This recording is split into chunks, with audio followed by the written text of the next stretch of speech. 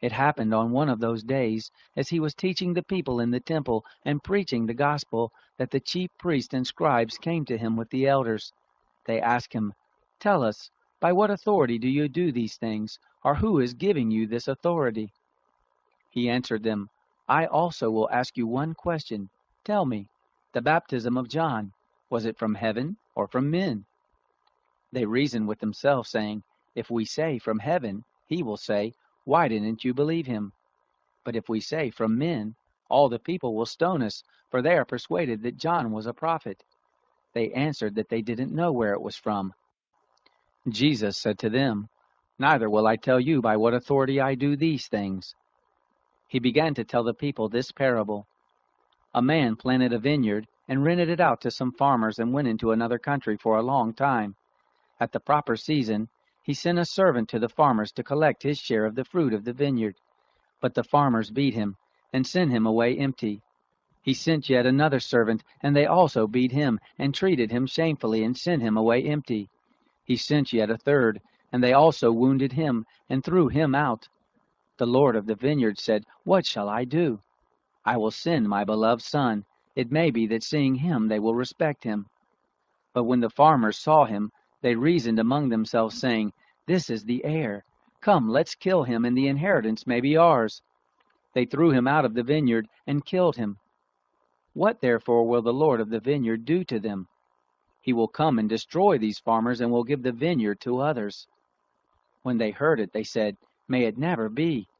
But he looked at them and said, "Then what is this that is written? The stone which the builders rejected, the same was made the chief cornerstone.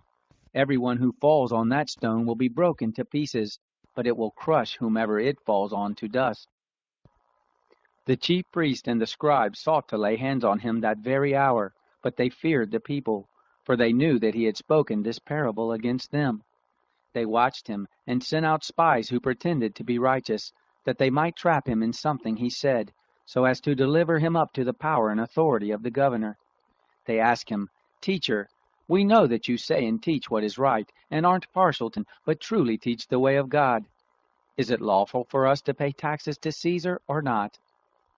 But he perceived their craftiness and said to them, "Why do you test me? Show me a denarius.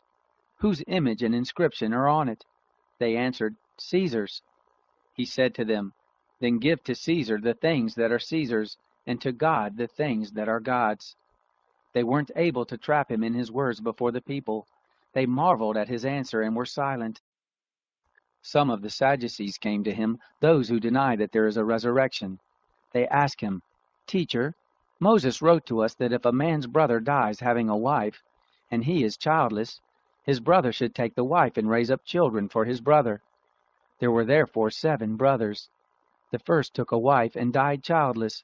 The second took her as wife, and he died childless. The third took her, and likewise the 7 all left no children and died. Afterward the woman also died.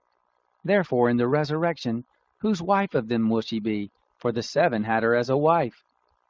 Jesus said to them, "The sons of this age marry and are given in marriage.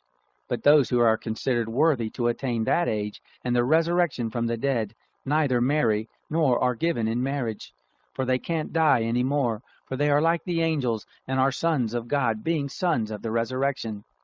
But that the dead are raised, even Moses showed at the bush when he called the Lord, the God of Abraham, the God of Isaac, and the God of Jacob.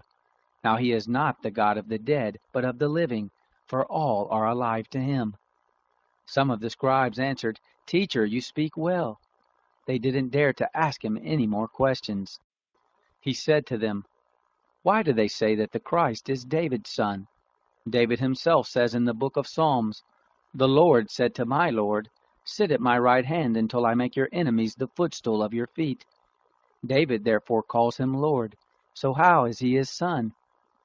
In the hearing of all the people he said to his disciples, "Beware of the scribes, who like to walk in long robes and love greetings in the marketplace, the best seats in the synagogues, and the best places at feast, who devour widows' houses, and for a pretense make long prayers. These will receive greater condemnation.